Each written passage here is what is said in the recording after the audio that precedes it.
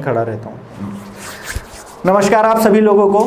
11 बज रहे हैं और बायोलॉजी का आज 8वां लेक्चर है। 25 जनवरी, कल आपको पता है 26 जनवरी है। कल से हमारी नई series to the point start हो रही है। ये बंद नहीं होगी, ये भी मैंने आप लोगों को बता रखा है। अल्टरनेट डेज पर आपको सारी चीज़ें मिलेंगी, ठीक है। रिमाइंडर पहले दे रहा हूँ कि आज जो क्वेश्चंस हैं उनका स्तर थोड़ा सा ऊंचा है। कृपा करके बहुत आराम से धैर्यपूर्वक आंसर करिएगा। 30 सवाल हैं।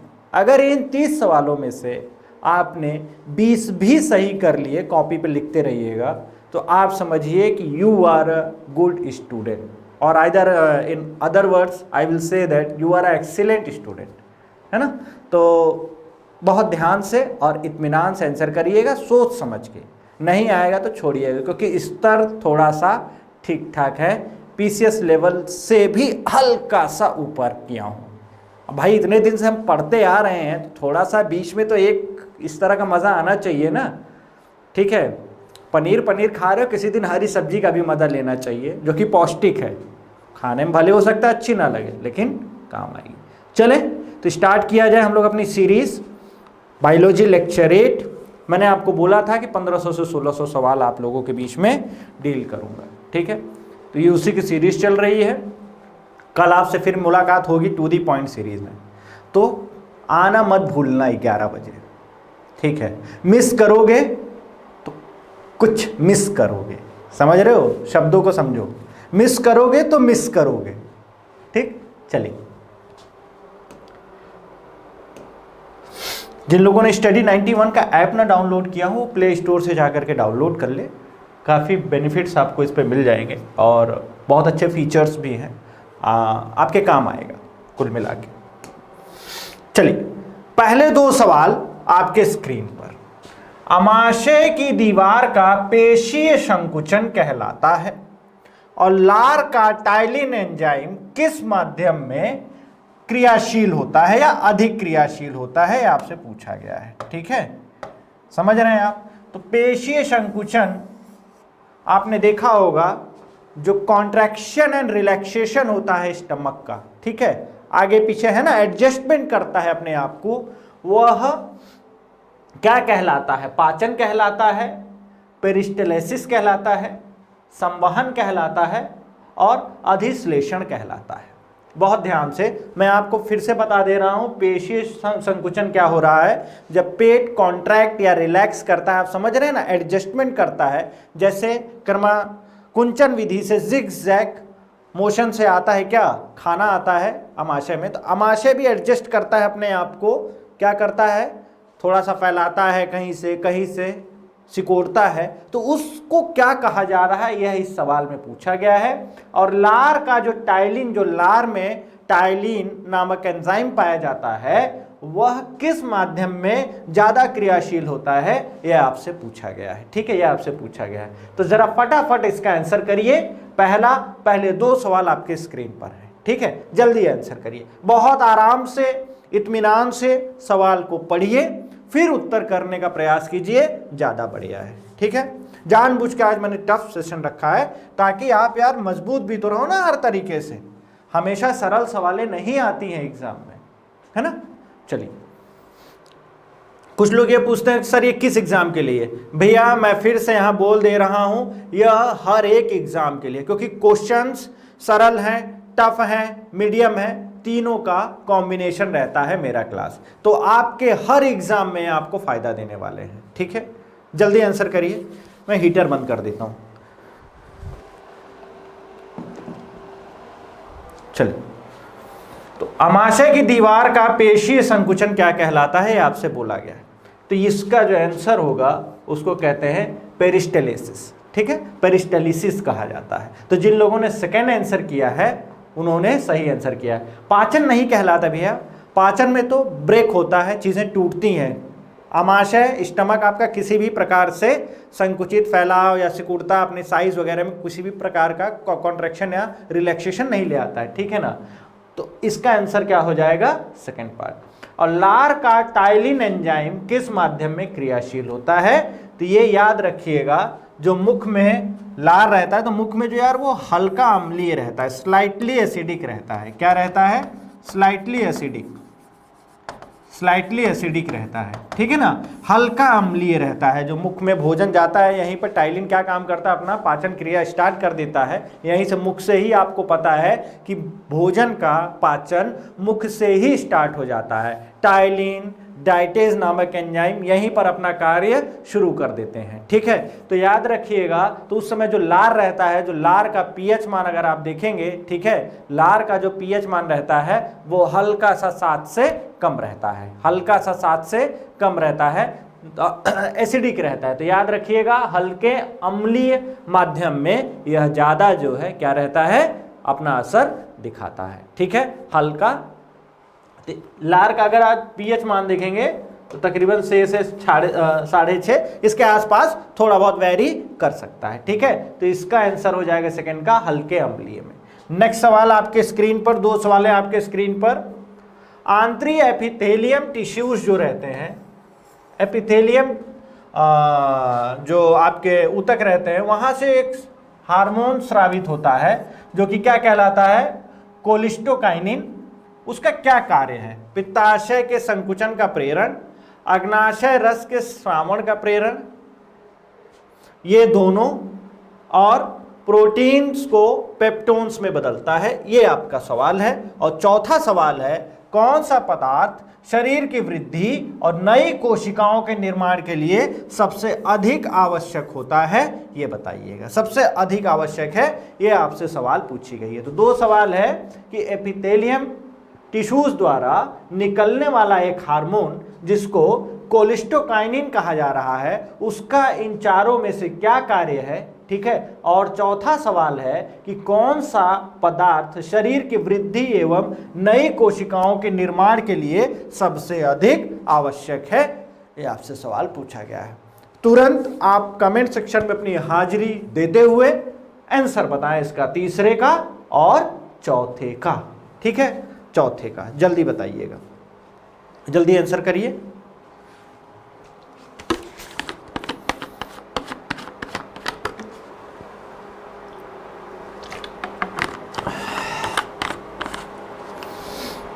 चलिए भैया, तो देखते हैं। तो जो हार्मोन है कोलिस्टोकाइनिन, ठीक है, इसका क्या काम है?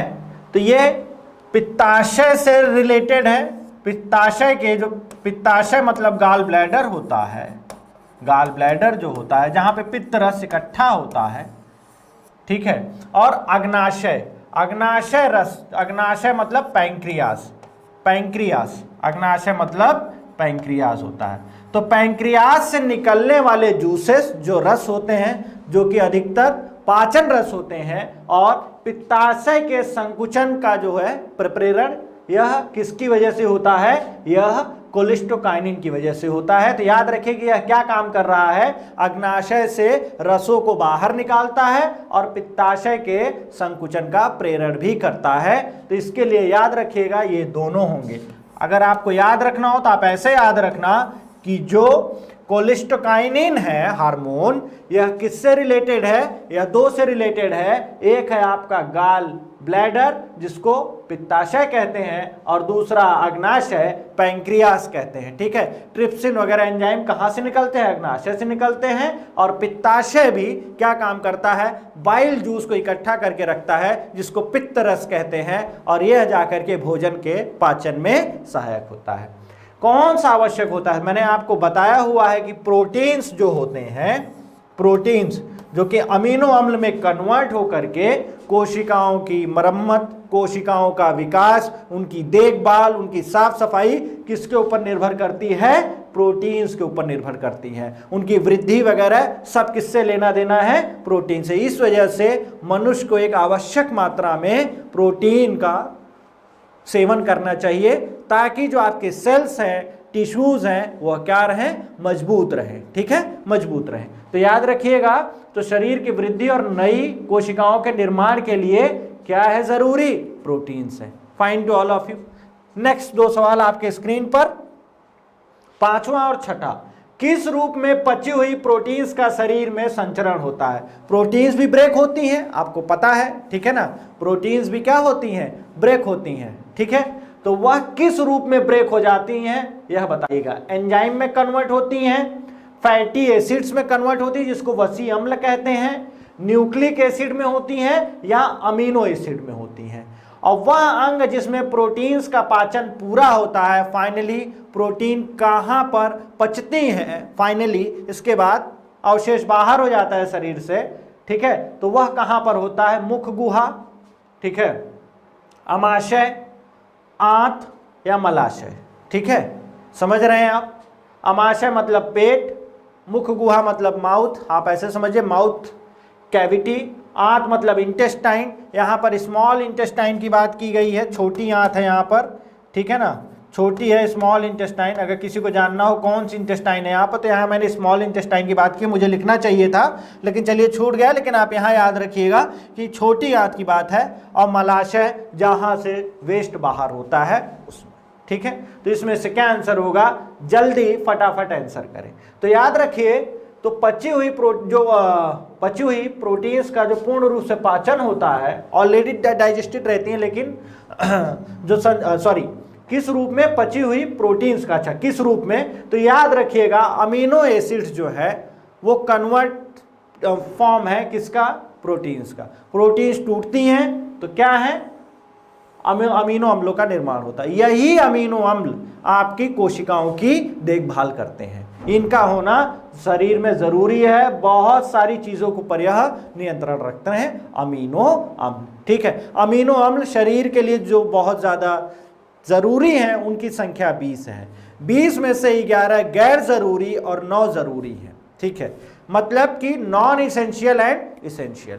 नॉन इसेंशियल शरीर खुद बना लेता है इसकी हेल्प से, प्रोटीन्स की हेल्प से 11 तो खुद बना लेता है, लेकिन 9 यह नहीं बना पाता है हमारा बॉडी, और हमें इसको बाहर से ग्रहण करना पड़ता है, उसको कहते हैं इसेंशियल अमीनो एसिड। कहीं कहीं 10-10 लिखा हुआ है कि 10 इसेंशियल है, 10 नॉन इसेंशियल है। आपको एग्जैक्ट डेटा दे रहा हूं, 9 नॉन इसेंशियल हैं और 11 इसेंशियल अमीनो एसिड्स की संख्या है, ठीक है। इनका बेसिकली काम डेवलपमेंट का है, जो कि शरीर की वृद्धि, कोशिकाओं की मरम्मत, उनकी साफ सफाई, उनका ख्याल रखने का है।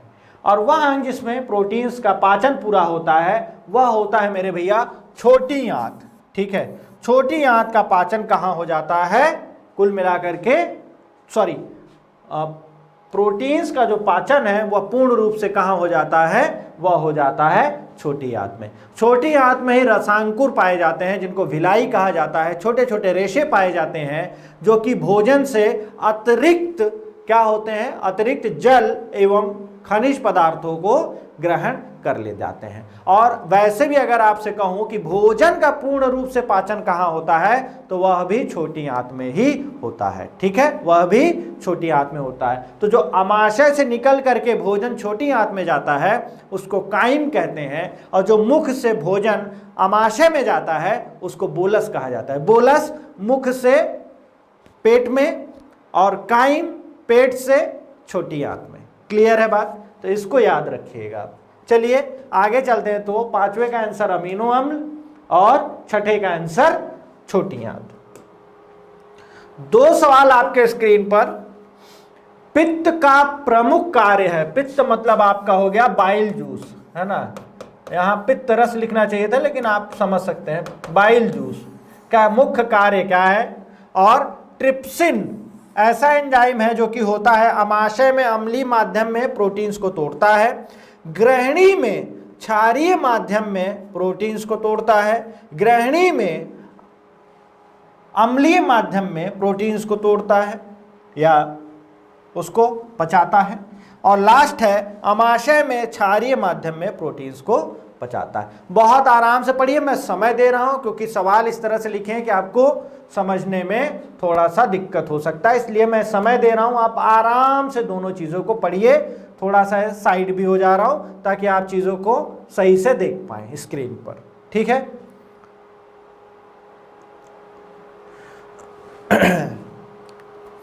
कल 26 जनवरी है, मीठा मत खाने लग जाना, आ जाना यहीं पर, जो भी मिठाई उठाई होगी बट जाएगी स्क्रीन पर, ठीक है, 11 बजे, भूलना नहीं। हाँ, बहुत मेहनत की है यार आप लोगों के लिए उस सीरीज के लिए, ठीक है। और ये सीरीज बंद नहीं होगी, जिसको लग रहा होगा ये सीरीज चलती रहे बंद हो जाएगी, क्या, नहीं, अल्टरनेट करके आता रहेगा, ठीक है। एक दिन टू दी पॉइंट और एक दिन क्वेश्चन सीरीज, एक दिन टू दी पॉइंट एक दिन क्वेश्चन सीरीज, ठीक है। टू दी पॉइंट में थ्योरी प्लस क्वेश्चन, उसमें दोनों चीजें हैं और वो बहुत ही उम्दा क्लास होने वाली है। आपको साइंस एक मतलब फील करने को मिलेगा, आप ऐसे समझिए। तो पित्त का प्रमुख कार्य क्या है, तो याद रखिएगा, पाचन के लिए वसा का इमल्सीकरण, ठीक है ना, फैट। पित्त का बेसिकली काम है पाचन में हेल्प करना, ठीक है। पित्त का बेसिकली कार्य है पाचन में, डाइजेशन में हेल्प करना। वह एक प्रकार का डाइजेस्टिव जूस है जो कि अमाशय में जा रहा है और यह क्या काम करता है, वसा का इमल्सीकरण करता है। इमल्सन मतलब आपने सुना होगा, इमल्सिफिकेशन, इमल्शन। इमल्शन का मतलब होता है कि दो लिक्विड्स का मिक्सचर, ठीक है। तो याद रखिएगा, वसा का इमल्सीकरण करता है, ठीक है। मिक्सिंग करा करके वह क्या काम करता है, इसके पाचन को आगे बढ़ाता है। कौन, पित्त। और कहाँ रहता है यह, पित्ताशय में। और इसका निर्माण कहाँ होता है, यह होता है यकृत में। यकृत में निर्माण होता है, जा करके इकट्ठा पित्ताशय में होता है और वसा का इमल्सीकरण उसको पचाने के लिए इस प्रोसेस का इस्तेमाल वह करता है, ठीक है। और ट्रिप्सिन, ट्रिप्सिन मैंने आपको थोड़ी देर पहले ही बोला था, वह कहाँ से निकलता है, वह अग्नाशय से निकलता है, ठीक है ना। अगर मैं यहां पर एक छोटा सा डायग्राम बनाऊं,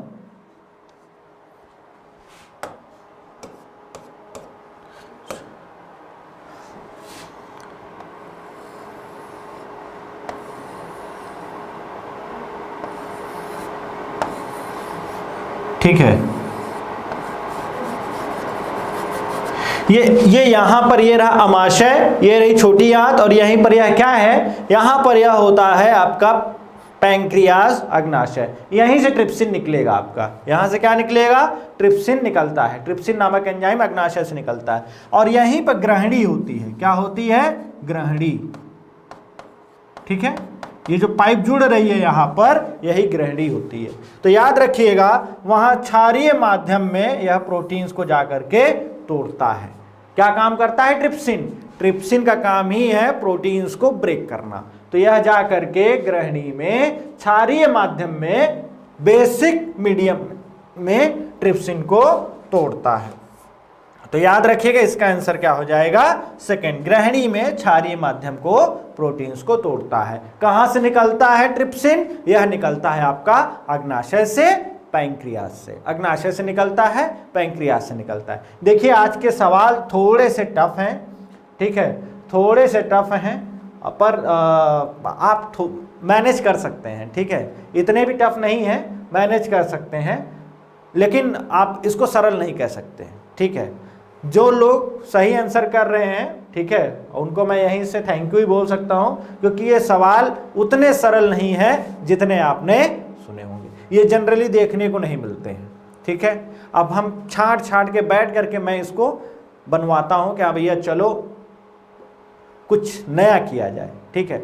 इसी वजह से बहुत से लोगों को हो सकता है कि बहुत हार्ड लग रहा हो, तो उनको पसंद ना आए, बात अलग है, लेकिन सवाल ठीक है यार, ये आपको एक मजबूती प्रदान करेंगे, ठीक है। नेक्स्ट दो सवाल, इसको मत करना यार, इस सवाल को मैं हटा रहा हूं, 9th में हटा रहा हूं, ठीक है। 9th क्वेश्चन में हटा रहा हूं, आप 10वें का सवाल करिए, ठीक है। 9th क्वेश्चन एक्चुअली पूरा सही से मैंने बाद में देखा, वो टाइप नहीं हो पाया था सही से, ठीक है। विटामिन क्या होते हैं, देखिए विटामिन पढ़ते सभी आते हैं, लेकिन मालूम ही नहीं है कि एक्चुअल में विटामिन क्या होता है, कि विटामिन क्या होते क्या है। उनके आप जब टू दी पॉइंट सीरीज करेंगे ना, तो आप उसमें समझ में आएगा। उसमें मैंने एक पूरा सीरीज ये भी रखा हुआ है कि विटामिन क्या होते हैं, क्यों ज़रूरी है विटामिन, आखिर इनका कार्य क्या होता है। खाते तो हम लोग बहुत कुछ हैं, तो विटामिन क्या कर रहे हैं उस तरह से, तो उन सब में बाकायदा हर एक चीज़ की बात की है मैंने, ठीक है। विटामिन्स होते हैं अकार्बनिक, मतलब इनऑर्गेनिक। अकार्बनिक का मतलब होता है इनऑर्गेनिक, यौगिक जिन्हें शरीर नहीं बना सकता, मतलब शरीर में बनते ही नहीं है। आवश्यक कार्बनिक यौगिक जिनका संश्लेषण शरीर में नहीं होता है, और अकार्बनिक यौगिक जिनका संश्लेषण शरीर में होता है, और शरीर में संश्लेषित होने वाले कार्बनिक यौगिक। अगर आप 10वें सवाल को बहुत आराम से, इत्मीनान से पढ़ेंगे तो आपको समझ में आ जाएगा कि इसका आंसर क्या होना चाहिए। बहुत ध्यान से और आराम से पढ़िए, कोई जल्दबाजी की आवश्यकता आपने नहीं है, ठीक है।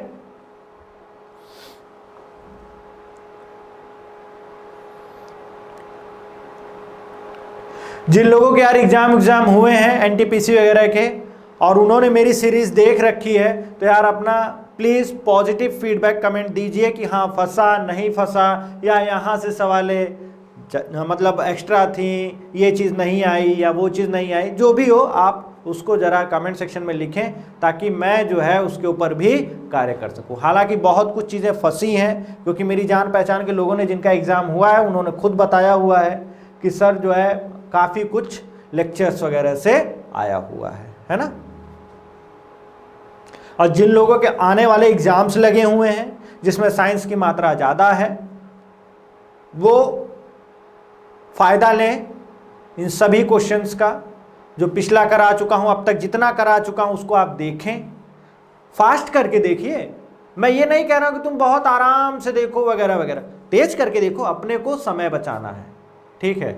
और मैं ये उन्हीं लोगों से बात कर रहा हूं कि जो लोग मुझे चाहते हैं, मेरी पढ़ाने की स्टाइल को पसंद करते हैं, सवालों को पसंद करते हैं। अब जिनको नहीं पसंद है, अब मैं उनसे यार अब कुछ कह नहीं सकता ना, ठीक है। सबका अपनी अपनी स्वतंत्रता है, ठीक है।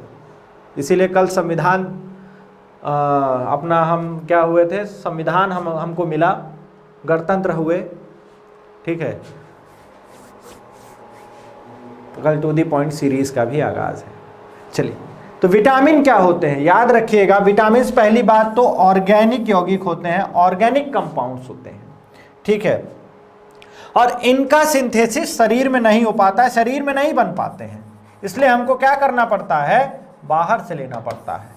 इनका संश्लेषण शरीर में नहीं हो पाता है, इस वजह से हमको इनको बाहर से ग्रहण करना पड़ता है। तो हमेशा याद रखें, विटामिन क्या होते हैं, ऑर्गेनिक कंपाउंड्स होते हैं, और इनका शरीर में संश्लेषण नहीं होता है। हमें बाहरी भोज्य पदार्थों से इनको ग्रहण करना पड़ेगा, विटामिन, ठीक है। विटामिन कितने प्रकार के होते हैं आप सभी लोगों को पता है, ABCDE 6 प्रकार के हैं, जिसमें से B और C किसमें, जल में घुलनशील हैं, बाकी 4 KEDA किसमें घुलनशील हैं, वसा में घुलनशील है। विटामिन की क्लास मैंने बहुत अच्छे से ली हुई है, उसको आप जा करके प्लेलिस्ट से खोज के देख सकते हैं। नेक्स्ट 2 सवाल आपके स्क्रीन पर। बिलिरुबिन तथा बिलिबर्डिन कहाँ पाए जाते हैं, बहुत इंपॉर्टेंट है। अभी थोड़ी देर पहले मैंने इसकी चर्चा हल्की सी की थी, बिलिरुबिन की। और ट्रिप्सिन क्या बदलता है, ट्रिप्सिन आपको मालूम है, पहले ही बताया था, प्रोटीन्स को तोड़ता है। आप तो इसका आंसर डायरेक्ट कर सकते थे, ठीक है। तो जल्दी से आंसर करिए कि बिलिरुबिन तथा बिलिबर्डिन कहाँ पाए जाते हैं, पित्तरस में, रक्त में, लार में या अग्नाशय में। और 12वां सवाल है, ट्रिप्सिन बदलता है किसको, प्रोटीन्स को पेप्टोन्स में, वसाओं को वसीय अम्ल में, सुक्रोज को ग्लूकोज एवं फ्रुक्टोज में, और ग्लाइकोजन को माल्टोज में कन्वर्ट करता है, ये आपने बताना है, ठीक है। तो इसमें किस में करता है, जल्दी से आंसर करिए, फिर आगे काम करते हैं, ठीक है।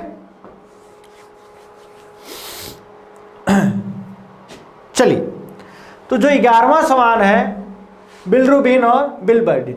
देखिए, बिलिरुबिन क्या है, जब लाल रक्त कणिकाएं, रेड ब्लड सेल्स टूटती हैं, ठीक है, टूटती हैं, मैं डेड होने की बात नहीं कर रहा हूं, अपना दम नहीं तोड़ रही, मैं यह कह रहा हूं जब आरबीसीज ब्रेक होती हैं, टूटती हैं, तो वहां पर एक पदार्थ बनता है पीले रंग का, जिसको क्या बोला जाता है, बिलिरुबिन बोला जाता है।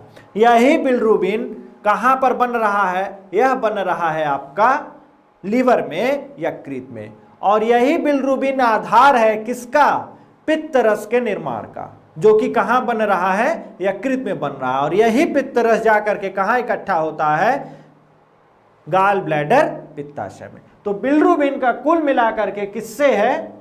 पित्त से है। पित्त में कहां पाए जाते हैं? पित्त में पाए जाते हैं। और कब बनते हैं? जब आरबीसीज ब्रेक डाउन हो जाती हैं। और इसी की मात्रा अगर आरबीसीज बहुत तेज रेट से टूटने लगे, ब्रेक होने लगे, तो बिलिरुबिन की मात्रा शरीर में बढ़ जाती है और जिसकी वजह से आपको जॉन्डिस का रोग, मतलब जॉन्डिस का खतरा बढ़ जाता है, जिसको पीलिया कहते हैं। शरीर पीला पड़ने लगता है, पीलापन ज्यादा आ जाता है। वह किसकी वजह से होता है भैया? इसी बिलिरुबिन की वजह से होता है। तो याद रखिएगा कहां पाए जा रहे हैं दोनों?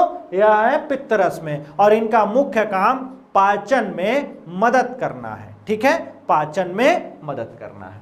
और ट्रिप्सिन बदलता है, तो आपको पता है पहले ही, ट्रिप्सिन प्रोटीन्स को तोड़ता है और तोड़ करके किस में कन्वर्ट कर रहा है? पेप्टोन्स में। तो इसका आंसर हो जाएगा ए पार्ट पहला, 12वें का पहला। ठीक है ना।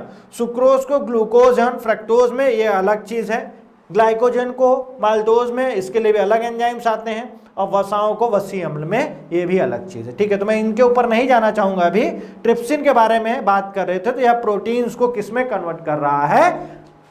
पेप्टोन्स में कन्वर्ट कर रहा है। और कहां से निकलता है ट्रिप्सिन? अग्नाशय पैंक्रियास से निकलता है। ठीक है, और कहां पर वह कार्य कर रहा होता है? आपको मालूम है, ग्रहणी। ठीक है ना, ग्रहणी। और वहीं पर हल्का क्षारीय माध्यम में जा करके यह प्रोटीन्स को ब्रेकअप करता है। ठीक है ना, ब्रेकअप का मतलब है तोड़ता है भैया। बहुत से लोग ब्रेकअप को अलग स्टाइल में लेके चले जाते हैं, वो वाला ब्रेकअप अलग है। ठीक है, वो ब्रेकअप अलग है, ये ब्रेकअप अलग है। वो वाला ब्रेकअप इससे ज्यादा खतरनाक होता है। 13वां सवाल, जल्दी करिए। किनके अणु प्रोटीन अणुओं के पाचन के अंतिम उत्पादन तथा इनकी रचनात्मक इकाइयां होती हैं? जो प्रोटीन पचने के बाद लास्ट कंपाउंड जो बन रहा है वह क्या है, वह आपको बताना है। हमने इसकी बात की हुई है। देखिए, घुमा फिरा के मैंने सवालों को वही उसी तरह से सजाया है ताकि आप हर तरीके से उस सवाल को समझ पाएं। एक सवाल को समझ करके आप उसको और कितने तरीके से याद रख सकते हैं, देखिए आपके सामने है। और पेप्सिन क्या होता है? पेप्सिन हार्मोन है, एंजाइम है, विटामिन है, और या पोषक पदार्थ है आपका पेप्सिन। जल्दी आंसर करिए, जल्दी आंसर करिए।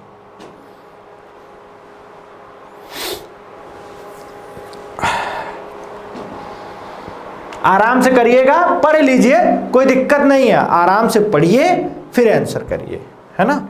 आराम से पढ़िए फिर आंसर करिए। आप स्टडी 91 के ऊपर भरोसा रखिए, नितिन सर के ऊपर भरोसा रखिए, मेरे ऊपर नहीं रख रहे हैं तो, क्योंकि वही मुझे लेकर के आए हैं और कुछ न कुछ ये चीज़ देखी होगी कि हाँ ये मेरे काम आएंगे, ये हमारे बच्चों के काम आएंगे। SN पांडे, ठीक है। मैं अपनी तारीफ नहीं कर रहा हूँ, आपको एक बात बता रहा हूँ। तारीफ के लायक अभी शायद नहीं हूँ मैं। जब तक आपका सिलेक्शन हो जाएगा तब आप मेरी तारीफ को करिए, कोई दिक्कत नहीं है, ठीक है। जल्दी आइए करिए। बहुत से लोगों का यह है कि सर कमेंट नहीं देख पा रहे हैं। भैया रिकॉर्डेड लेक्चर है, लेकिन वो उसमें आप देखेंगे तो मैं कमेंट कर रहा होता हूँ, है ना। आपको बहुत ज़्यादा परेशान होने की आवश्यकता नहीं है। बहुत से लोगों का मैं नाम नहीं ले पाता हूँ यार, तो उनको नाराज़ होने की भी ज़रूरत नहीं है, ठीक है। नाराज़ होने की भी आवश्यकता नहीं है।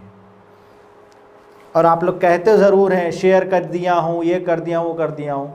मुझे नहीं लगता है किए हैं, क्योंकि फिर व्यूज़ इतने कम क्यों रह जाते हैं।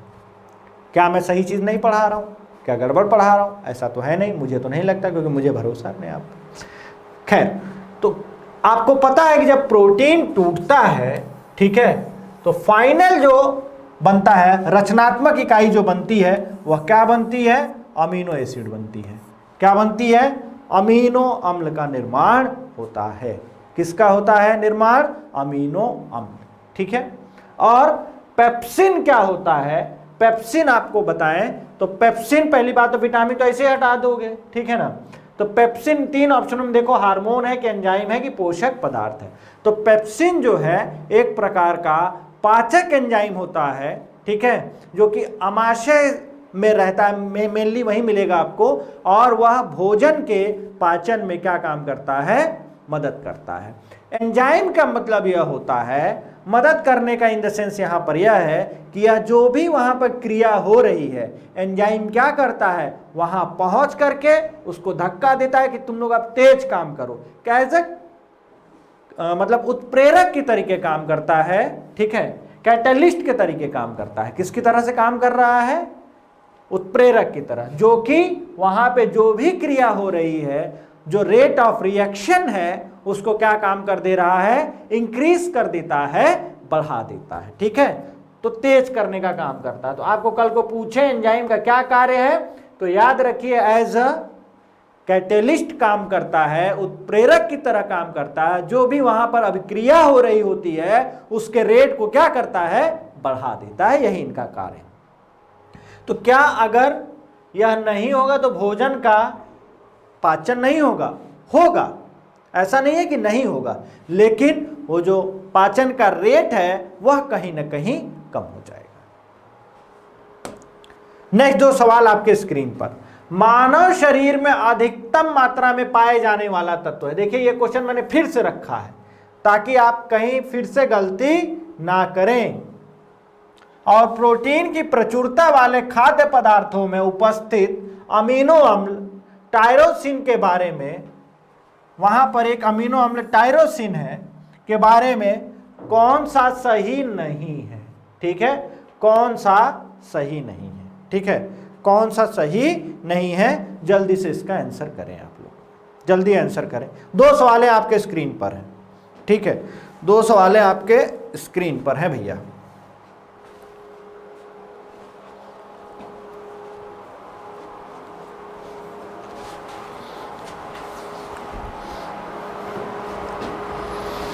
जल्दी आंसर करिए।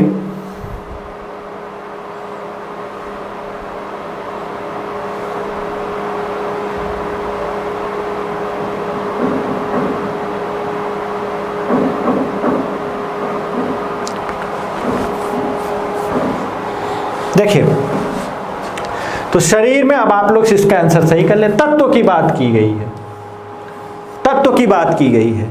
अगर यहीं पानी भी लिखा होता, ऑक्सीजन भी लिखा होता, ठीक है ना, ऑक्सीजन लिखा होता, तब यहां पर मात्रा गड़बड़ हो जाता, तब कोई चीज यहां पर अलग हो जाती, ठीक है, लेकिन यहां पर तो है नहीं। तो यहां पर मानव शरीर में अधिकतम मात्रा में पाए जाने वाला तत्व कैल्शियम है। कंपाउंड की बात करता ऑक्सीजन, फिर कार्बन, नाइट्रोजन, इस तरह से, जिसका नंबर बाद में आता है, लेकिन यहाँ पर ऑप्शंस तो है नहीं।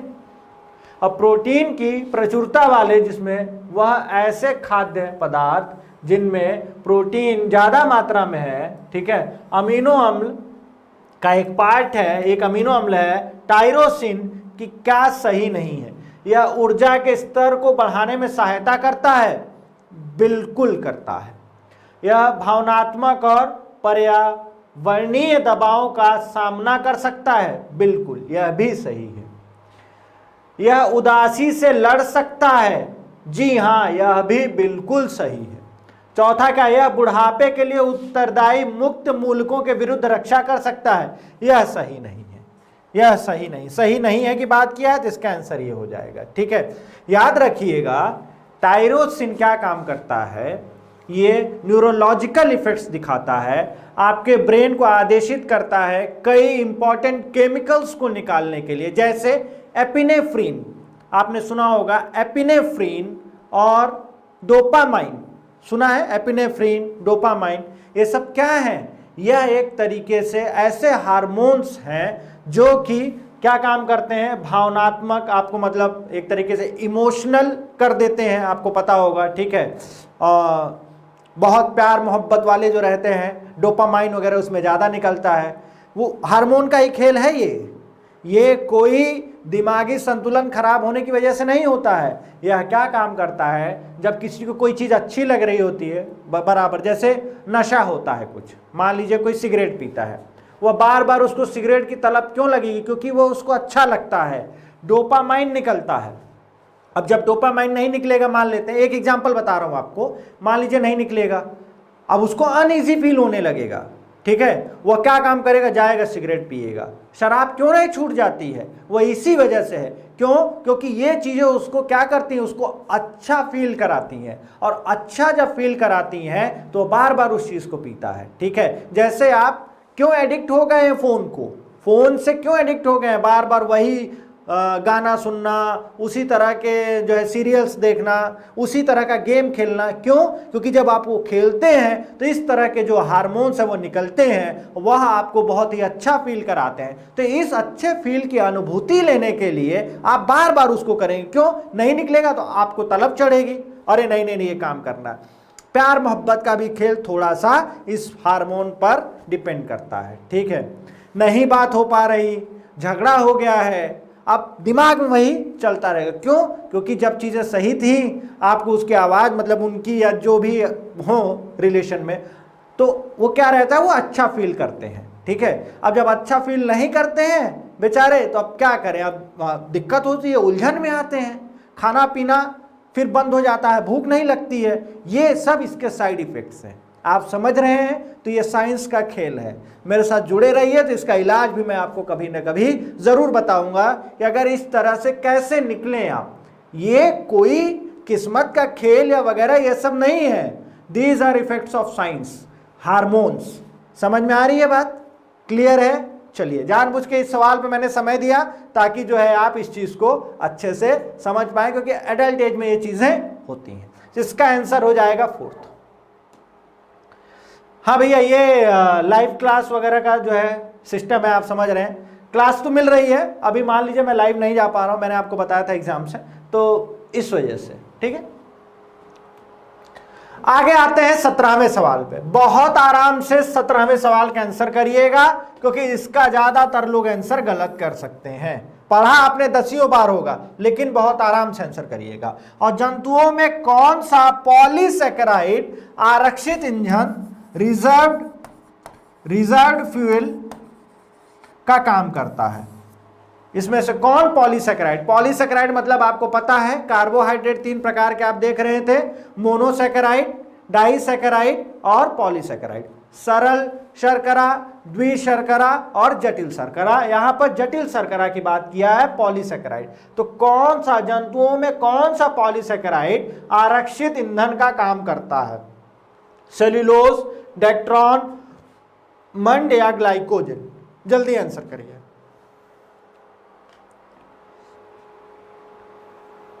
और हमारे शरीर का लगभग कितना प्रतिशत भाग जल होता है? कितना प्रतिशत भाग जल होता है हमारे शरीर का? लगभग। बहुत आराम से इत्मीनान से आंसर करिए, कोई जल्दबाजी वाली बात नहीं है।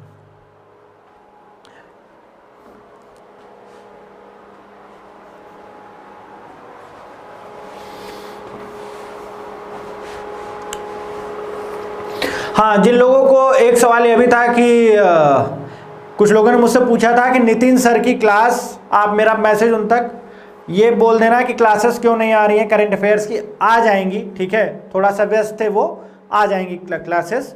और योगेश सर की रही बात, तो योगेश सर भी भैया आप लोगों के बीच में बहुत जल्दी ही आ जाएंगे। बिजी शेड्यूल्स हैं, बड़े टीचर्स हैं, आपको पता है ना, तो थोड़ा सा कहीं ना कहीं यार मैनेज हो जाता है। इतनी जगह क्लासेस लगी रहती हैं कि कभी कभी दिक्कतें आ जाती हैं, ठीक है। लेकिन कोई प्रॉमिस अगर इस स्टेज से किया जाता है, 91 के स्टेज से किया जाता है, तो आप ऐसे याद रखिए वो पूरा ज़रूर होगा, ठीक है, वो पूरा ज़रूर होगा।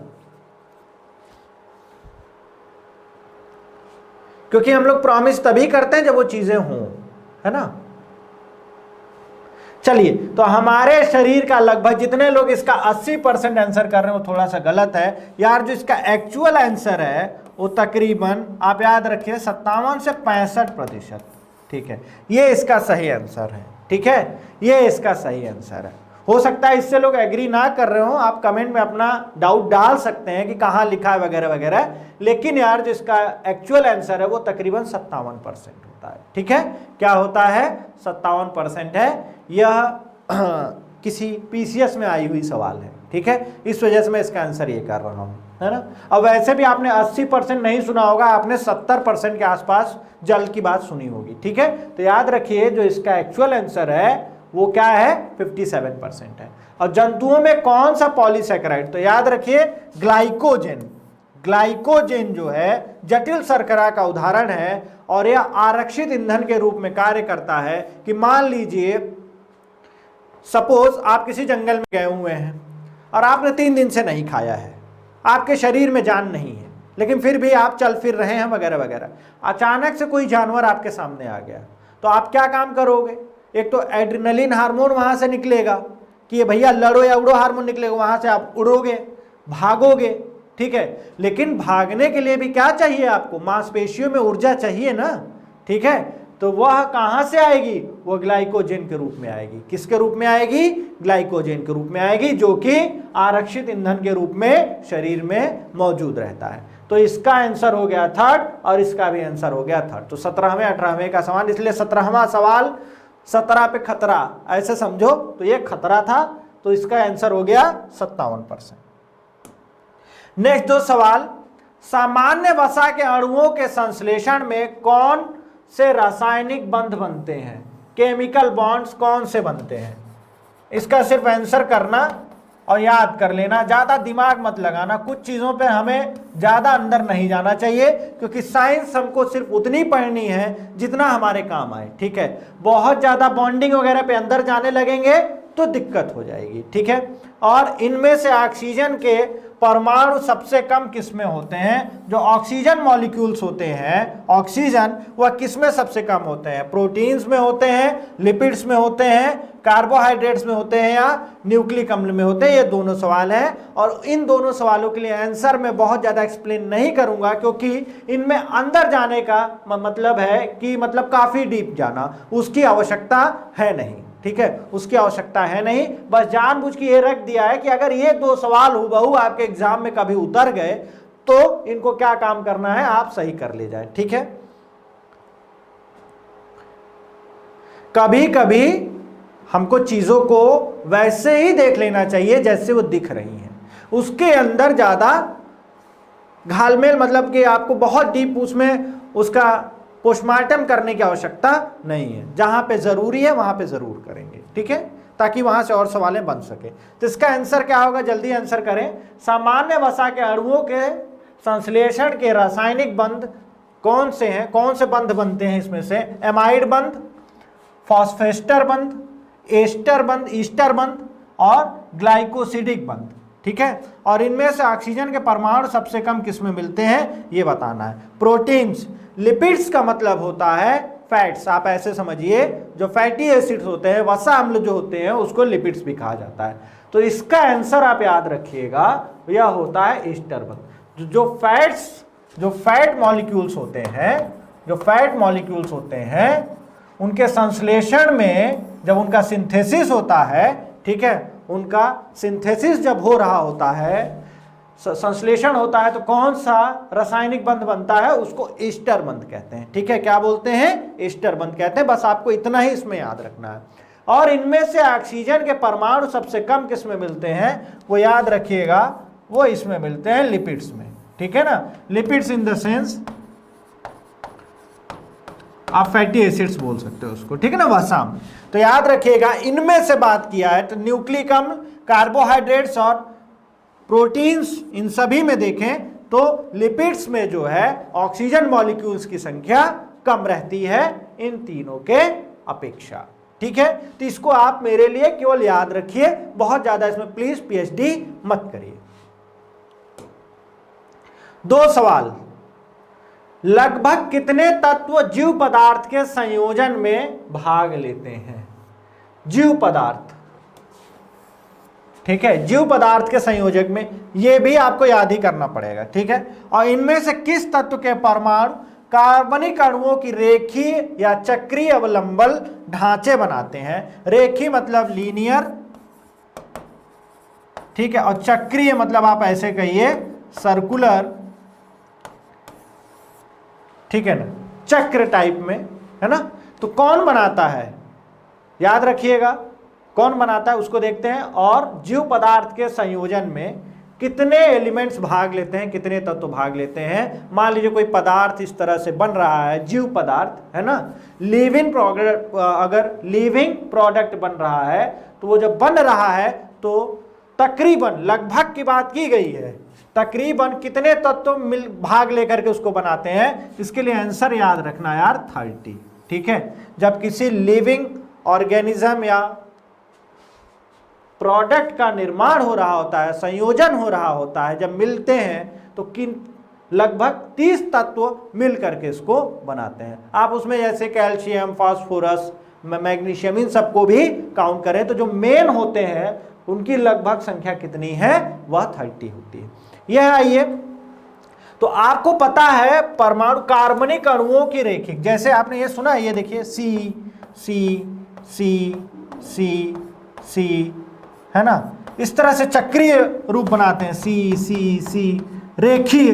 तो यह कौन बनाता है, यह बनाता है कार्बन, ठीक है ना। सबसे ज्यादा इसी के कंपाउंड्स आपको देखने को मिलेंगे।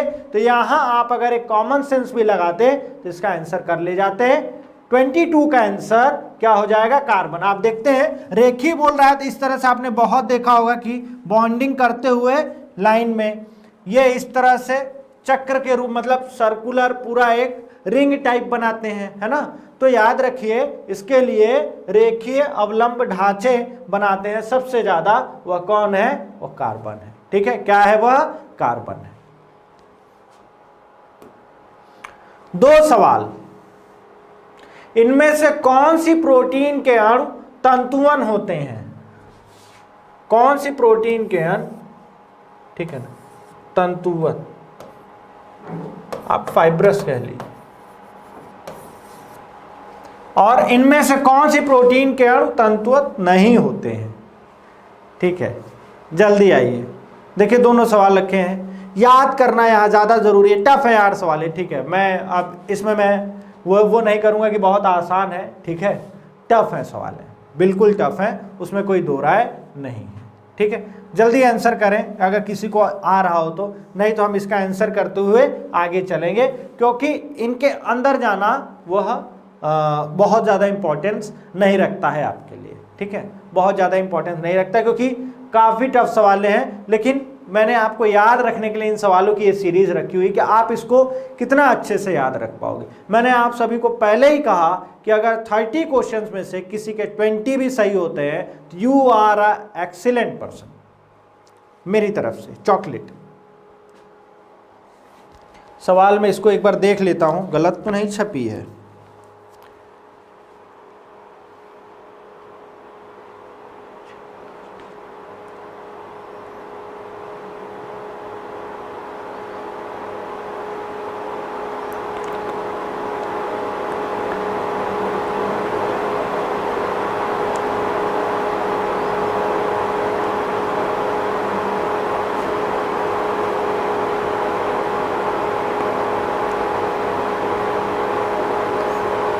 चलिए सही,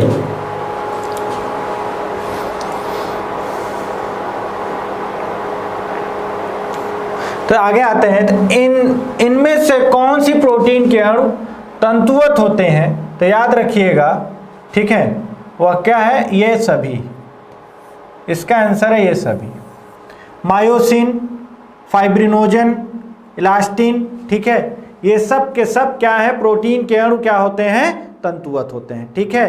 क्या होते हैं, तंतुवत होते हैं। जैसे मायोसिन का काम क्या होता है, मायोसिन एटीपी से यह मैकेनिकल एनर्जी में कन्वर्ट करता है।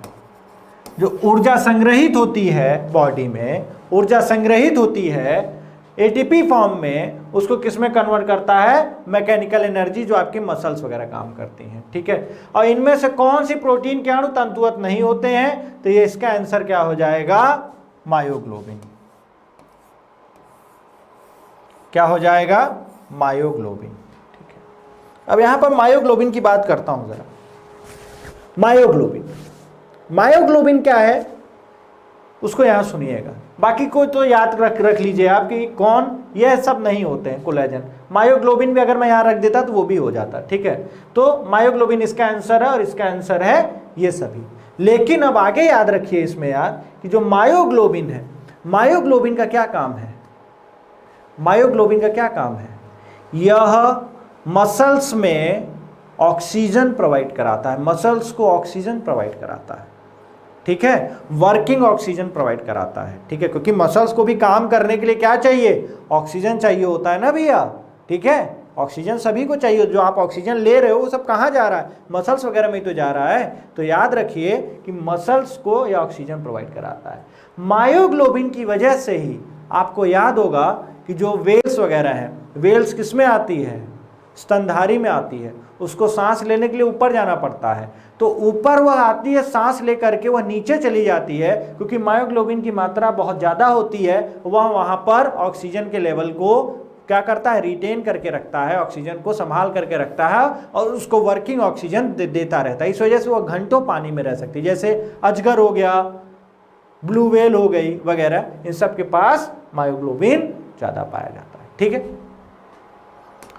नेक्स्ट दो सवाल, काइटिन मुख्यतः कहाँ पाया जाता है, काइटिन आपको पता है सेल वॉल बनी रहती है, मैंने आपको बताया है, ठीक है, और एक सजीव कोशिका तथा एक मृत व सूखी कोशिका के भार का प्रतिशत प्रोटीन्स, कितना प्रतिशत प्रोटीन्स के कारण होता है, ठीक है। एक मान लेते हैं एक सजीव कोशिका है, ठीक है, एक सजीव कोशिका है, उसके पास कितना प्रोटीन होगा, भार जो होगा उसका, और जो मर गई है या जो सूखी है उसमें कितना प्रतिशत प्रोटीन का भार होगा। इसमें 14%, 50%, 50%, 14%, 10%, 20% या 20% या 10%, ठीक है।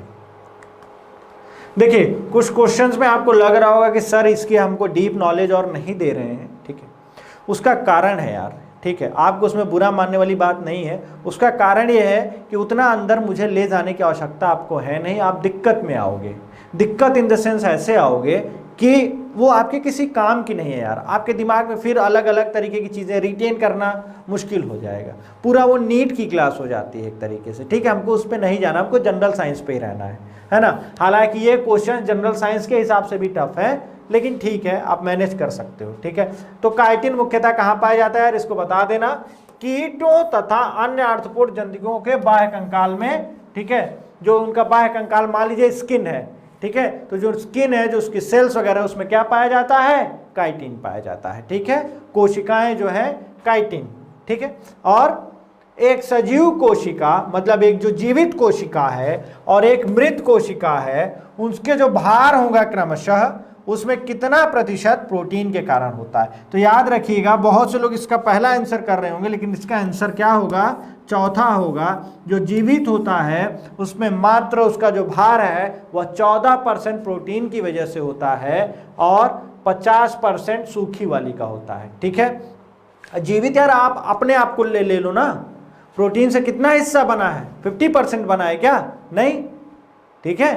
तो याद रखिएगा इसका आंसर क्या होगा, 14% और 50%, ठीक है। मैं चाहता हूं कि आप इन सवालों को हूबहू ऐसे ही याद रखें। कभी कभी चीज़ों को हमें बहुत ज़्यादा कुरेदना नहीं चाहिए, हमको वैसे उसको रखना चाहिए जैसे कि वो हैं। ये सवाल आप ऐसे ही याद रखिए, सवाल तो लिखी हुई है ना साफ साफ, तो आपको ऐसे समझना चाहिए। अब ये तो याद हो गया कि भैया सजीव को कोशिका है और एक मृत है, तो जो प्रोटीन का जो वेट होगा, एक में 14% होगा और दूसरे में कितना होगा, 50% होगा, बस बात खत्म। इसमें काइटिन मुख्यतः कहाँ पाया जाता है, कीटों तथा अन्य आर्थ्रोपोड जंतुओं के बाह्य कंकाल में, बस, क्योंकि इसमें और ऑप्शन नहीं सही बैठ रहे हैं। तो आपके लिए नॉलेज तो हुई ना इस सवाल में, ठीक है। चलिए आगे दो सवाल आते हैं। जीव कोशिकाओं में जल को छोड़कर संख्या और विविधता में सबसे अधिक अणु किसके होते हैं, मतलब जल को अगर छोड़ दें तो इसके बाद जो मॉलिक्यूल शरीर में पाए जाते हैं वह किसके पाए जाते हैं वो बताना है। प्रोटीन्स के, लिपिड्स के, कार्बोहाइड्रेट्स के या न्यूक्लिक अम्लों के, ठीक है। और स्थानीय पीड़ा की उत्पत्ति, मान लीजिए कहीं चोट वोट लग गई तो किसकी विशेष भूमिका रहती है, कोलेस्ट्रॉल की, प्रोस्टेग्लैंडिन्स की स्टेरॉयड हार्मोन्स की और वसा में घुलनशील विटामिन की। जल्दी आंसर करें, ठीक है, जल्दी आंसर करिए।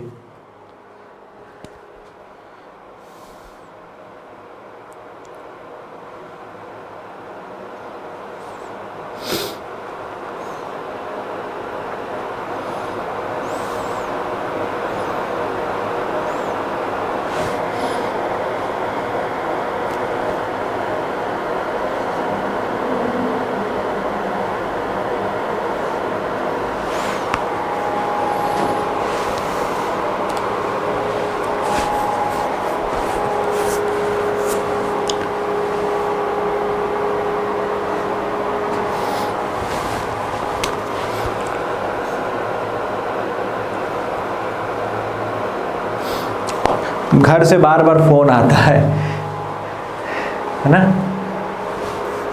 मैसेज डाल दो। चलिए, जैसे आपके घर वाले वैसे मेरे भी घर वाले हैं, परेशान रहते हैं, बेटा कहाँ गया है ना। कुछ लोग ये सोच रहे होंगे कि घर वाले इस वजह से परेशान रहते हैं कि बेटा कहीं इधर उधर तो नहीं गया है। नहीं भैया, बेटे का ऐसा सिस्टम नहीं है ना, सीधा साधा है बेटा। चलिए, तो जल को छोड़कर यार याद रखिएगा कि जो सबसे ज़्यादा मॉलिक्यूल्स पाए जाते हैं शरीर में वो प्रोटीन्स के पाए जाते हैं, ठीक है। सबसे ज़्यादा जो मॉलिक्यूल्स पाए जाते हैं वो किसके पाए जाते हैं, वो प्रोटीन्स के पाए जाते हैं मॉलिक्यूल्स। जल को छोड़ दें अगर तो, ठीक है, वाटर को अगर छोड़ दें तो किसके पाए जाते हैं, प्रोटीन्स के पाए जाते हैं। और स्थानीय पीड़ा की उत्पत्ति इनमें से किसकी विशेष भूमिका रहती है, तो इसका हो जाएगा प्रोस्टेग्लैंडिन्स। प्रोस्टेग्लैंडिन्स एक लिपिड्स का समूह है, ठीक है। किसका है, लिपिड्स का समूह होता है, ठीक है, लिपिड्स का समूह होता है। कौन, आपका प्रोस्टेग्लैंडिन्स, ठीक है। प्रोस्टेग्लैंडिन्स जो है वो लिपिड्स का समूह होता है, ठीक है।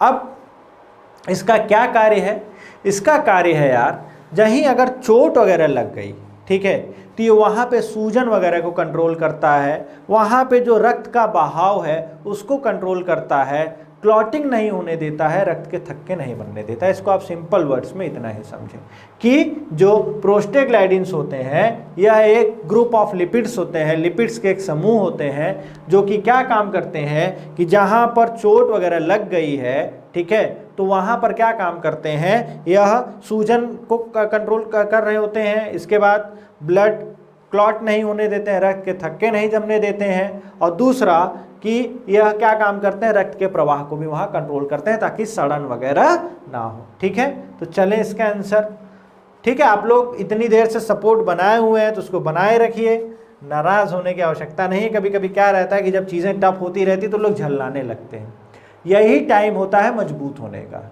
ठीक है। यही टाइम होता है आप अपने आप को खड़ा रख पाएँ, धैर्य रखने का यही सही समय होता है। वैसे नॉर्मल चीज़ों में आप धैर्य रख रहे हैं तो उसमें कौन सी बहुत बड़ा वो तीर मार ले रहे हैं, लेकिन जब सिचुएशंस विपरीत जाने लगे तब कैसे हैंडल करेंगे। अब जैसे अब एग्ज़ाम आया, आप देख रहे हैं अरे यार अब बुद्धि नहीं काम कर रही, इसमें कैसे होगा, तुरंत हार मानने लगते हैं क्योंकि हमसे नहीं होगा। लेकिन अगर आप ध्यान से दिमाग को कूल करके उसको सोचेंगे तो काम आसान हो जाएगा, ठीक है। 2 सवाल आपके सामने।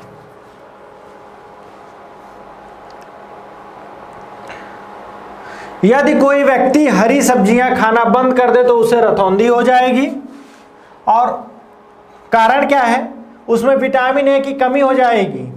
तो कूट जरा दिया है, सही बताइए। ए एवं आर दोनों सही हैं, और आर जो दिया हुआ है कारण वो सही, जो ए है उसकी सही व्याख्या करता है। असर्शन रीजन दोनों सही है, मतलब जो दिया गया है दोनों सही है, परंतु जो कारण है वह ए की सही व्याख्या नहीं करता है। ए सही है परंतु आर गलत है, पहला सही है परंतु जो दूसरा चीज दिया वो गलत है, और चौथा है पहला गलत है जबकि दूसरा सही लिखा है। और तीसवां सवाल है, निम्नलिखित में से किसका निर्माण हमारे शरीर में नहीं होता है, विटामिन ए का, प्रोटीन का, एंजाइम का या हार्मोन का, ठीक है। जल्दी बताएं। आंसर करें भैया जल्दी, लास्ट के 2 सवाल हैं, जल्दी आंसर करें, ठीक है। कुछ लोगों का ये कहना रहता है कि सर आप कम सवालों में ज़्यादा समय लेते हैं, तो भैया वही है, टिक मारता चलूँ, इसका आंसर ये, इसका आंसर ये, इसका आंसर ये, मतलब क्या है? कोई मतलब? कोई मतलब नहीं। हाँ, अगर आपको ऐसा लग रहा हो कि सर बहुत ज़्यादा समय लेते हैं, तो मेरी तकरीबन 1 घंटे की क्लास हो जाती है, तो आप एक काम किया करिए, फ़ोन अपना आप इसका अभी ना देख करके 1-1.5 घंटे बाद स्पीड को डबल ट्रिपल कर लिया करिए, धड़ाधड़ देखा करिए, धड़ाधड़, ठीक है। और उसमें भी दिक्कत हो तो नीचे डिस्क्रिप्शन में लिंक दिया हुआ है सवाल का, आप जा करके वेबसाइट से सीधा सवाल देखिए, आंसर देखिए, सवाल देखिए, आंसर देखिए, ठीक है। वहाँ ना आपको मैं एक्सप्लेन कर पाऊंगा ना कुछ कर पाऊँ, तो इच्छा आपकी है, ठीक है। मेरा तो ये काम है कि जो चीज़ें मैं समझा सकता हूँ, जितना मेरे पास ज्ञान है वो मैं आपको दे दूँ। चलिए आते हैं, यदि कोई व्यक्ति, जितने लोग इसका ए आंसर कर रहे हैं पहला, वो गलत है कि भैया ए और आर दोनों सही है और आर ए की सही व्याख्या करता है, गलत बात है। यदि कोई व्यक्ति हरी सब्जियां खाना बंद कर दे तो उसे रतौंधी हो जाएगी, तो हरी सब्जी मत खाओ, हरी सब्जी मत खाओ, आप गाजर खाओ, गाजर सब्जी में आ रहा है, हरी है। हरी सब्जियों का मतलब है कि जैसे पत्ते वाली सब सब्जियां वगैरह हुई। यहाँ पर सवाल समझने वाली है, ये सवाल जो है आपकी सिविल सर्विस की है, इसलिए इतनी अच्छी लिखी हुई है। मजमून समझिए आप इसका, है ना। देखिए कहाँ गलती कर रहे हैं आप, ठीक है। तो याद रखिए कि अगर नहीं खा रहा तो उसको रतौंधी हो जाएगी। दूध पिए, कोई और विटामिन ए का स्रोत ले, विटामिन ए के स्रोत तो कई है ना, मत खाए हरी सब्जी, विटामिन ए का स्रोत ले। तो क्या हरी सब्जी नहीं खाएगा तो उसको रतौंधी हो जाएगी? ये तो पूरी तरह से बात सही नहीं लिखा है ना। अगर ऐसे लिखता कि अगर एक व्यक्ति कोई हरी सब्जी नहीं खाना बंद कर देता है तो उसे रतौंधी होने के क्या है, चांसेस हैं, ये बात अगर ऐसे लिखी होती तो बात कुछ आपके पक्ष में चली जाती, लेकिन यहाँ ऐसे तो लिखी नहीं है, इसका मतलब ए सही नहीं लिखा है। हाँ, विटामिन ए ही कारण है जिसकी कमी से होता है, तो ये सही लिखा है कि उसमें विटामिन ए की कमी हो जाएगी, बिल्कुल। रतौंधी अगर है तो विटामिन ए की कमी है, इसका मतलब ए गलत है परंतु आर सही है। देखिए सवाल कितनी बढ़िया थी, पढ़ने, देखने, समझने, ये तीनों चीजों में कभी कभी फर्क होता है। और निम्नलिखित में से किसका निर्माण हमारे शरीर में नहीं होता है? आप सभी लोगों को पता है, विटामिन हमारे शरीर में नहीं बनते हैं, इनको हमें बाहरी चीज़ों से लेना पड़ता है। जबकि प्रोटीन्स बनते हैं, मैंने आपको बताया 20 चाहिए, जिसमें से 9 हमें बाहर से लेने पड़ते हैं, और जबकि 11 का निर्माण हमारा शरीर खुद कर लेता है। एंजाइम और हार्मोन भी शरीर में निर्माण हो जाता है, भगवान ने इस तरह से डिज़ाइन किया है, ठीक है। तो याद रखिए इसका आंसर 1 हो जाएगा और 29वें का आंसर चौथा हो जाएगा, ठीक है। बात क्लियर है, ठीक है। तो आप लोग यार इतनी देर मेरे साथ जुड़े रहे, अब इसके लिए अब आप लोगों का धन्यवाद ही कर सकता हूं, क्योंकि क्वेश्चंस आज के वाकई में ही काफ़ी टफ थे, काफ़ी टफ थे, मैं ऐसे बोल सकता हूं आपको, काफ़ी टफ थे। लेकिन जिनके 20 सवाल भी अगर सही हुए हैं बिना निगेटिव मार्किंग के, मैं कह रहा हूं, वो भी बहुत अच्छी स्थिति में है। क्योंकि इन सवाल, भैया तुक्के वालों की बात नहीं कर रहा हूं, देखो यार मुझे उनसे कोई वास्ता नहीं है, तुम 30 में 30 कर लो मार के, तुम्हारी किस्मत है, वो बात अलग है, ठीक है। लेकिन यहाँ पर जो लोग समझदारी से, जिनको वो आंसर लग रहा था कि हाँ यही आंसर होना चाहिए, उनका कॉमन सेंस भी अगर लगाते हैं वो, तो वो मैं उनकी बात कर रहा हूँ, ठीक है। तो चलिए यार आज का सेशन यहीं पे क्लोज कर रहा हूँ। किसी को कोई चीज़ बहुत ना समझ में आई हो वगैरह वगैरह, आप कमेंट में लिख दें, ठीक है। लास्ट वाले का यार आंसर जो था, एक आपको पता होगा आंवला और एक कागदी नींबू था, अभी भी मैं उसका आंसर खोज रहा हूं। कुछ लोगों का कहना है कागदी नींबू में होता है और कुछ लोग आंवले को ही आंसर बता रहे हैं, तो अभी मैं जो है इसका आंसर और खोज रहा हूं, आपको मिल जाएगा इसका आंसर। अभी मैं सही से श्योर नहीं हो पाया हूं। तो उस आयोग में एक सवाल पूछा था उन्होंने, वही वो आयोग का ही सवाल था, उन्होंने इसको आंसर किया था, नींबू वाले को, आंवले को नहीं आंसर किया था, तो मेरा भी दिमाग जो है थोड़ा सा घुमा हुआ था उसमें, इस वजह से मैंने आपके सामने रखा कि यार इसका आंसर क्या होना चाहिए। ठीक है, साइंस का टीचर मैं जरूर हूँ, लेकिन कहीं ना कहीं चीज़ें कभी कभी डाउट में आ जाती हैं हम लोग को भी, है ना, इसलिए मैंने आपसे शेयर किया था। फिलहाल अभी उसका फिर से एक बार कमेंट करके बताइएगा सोच के, लेकिन ठीक है। और प्लीज़ आज की क्लास के लिए पॉजिटिव कमेंट ही रखना भाई, क्योंकि ये मेहनत इसमें ज़्यादा हुई है, उसके लिए तो कम से कम आप इतना कर ही सकते हैं। लाइक और शेयर कर दीजिए अगर आपको क्लास पसंद आई हो तो, नहीं पसंद आई हो तो मत करिएगा। ठीक है, चलें कल मुलाकात करेंगे टू द पॉइंट सीरीज़ में, ठीक 11 बजे, है ना। कल 26 जनवरी है, बहुत ही शुभ दिन है, तो हम वहीं से शुरुआत करेंगे। ठीक है, चलिए आज के लिए क्लास को यहीं स्टॉप करते हैं। आप लोग साथ में जुड़े रहे, आप सभी लोगों का तहे दिल से बहुत बहुत धन्यवाद। कल मुलाकात करेंगे हम लोग ठीक 11 बजे, तब तक के लिए नमस्कार।